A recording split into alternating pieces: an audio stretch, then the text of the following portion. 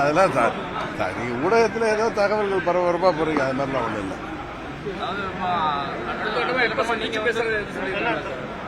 தொகுதி பங்கீடு உறுதியாக சுமூகமான முறையில் தேசிய ஜனநாயக கூட்டணியில கூட்டணி கட்சிகளுக்கு நடைபெறும்.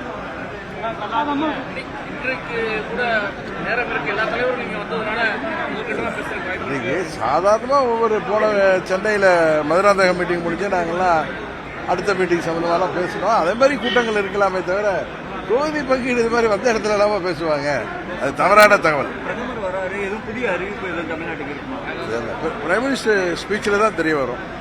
ஒண்ணு சொல்லிக்குவேன், இந்த